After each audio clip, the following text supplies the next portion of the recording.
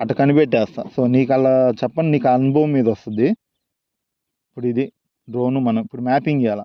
Mapping చేయాలంటే మనం ఆఫ్లైన్లోనే రావాలా, గ్రౌండ్ ప్లాన్లోనే ఉన్నాం ప్రజెంట్. ఇక్కడ న్యూ ప్లాట్ ఉంది చూసా, దాన్ని నొక్కామంటే ఇక్కడ 4 వస్తాయి. Way point planning, map selection, flight GPS, hand held GPS, అవన్నీ ఉన్నాయి. దీంట్లో మనం మ్యాక్సిమం సెలెక్ట్ చేసేది మ్యాప్ సెలెక్షన్.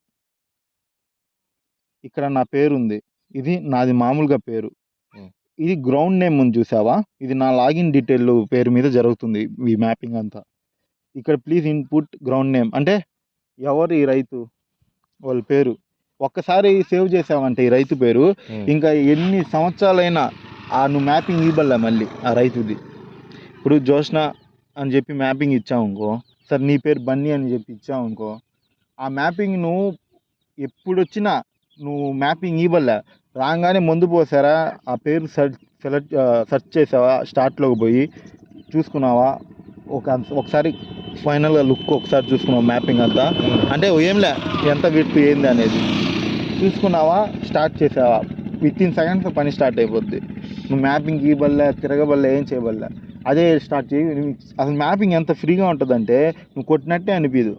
ఈ మాన్యువల్ అంటే ప్రతి అక్కడ నేమ్ ఇస్తా, ప్రతి సెకండ్ నీకేంటంటే కొడితే ప్రతి లైన్ నువ్వు చూసుకుంటా ఉండాలా. ఎన్ని లైన్లు కొడతావు అన్ని లైన్లు కళ్ళ మీద ఆ డ్రోన్ ఫోకస్ అట్టే ఉన్నా, ఒక్క నిమిషం నువ్వు కళ్ళు దించినా చెట్టో కొమ్మో ఏదో జరగద్ది.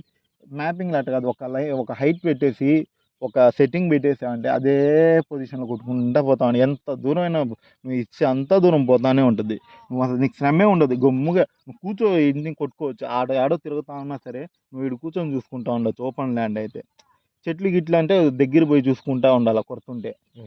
నువ్వు ఏం ఓపెన్ ఫీల్డ్ అంటే నువ్వు ఇటు కూర్చొనే చెట్టు కింద కూర్చొని చూస్తూ ఉండొచ్చు. రైతే పోయి ముందే అసలు దించేసి ప్లేస్ ఉందంటే దించుకుంటా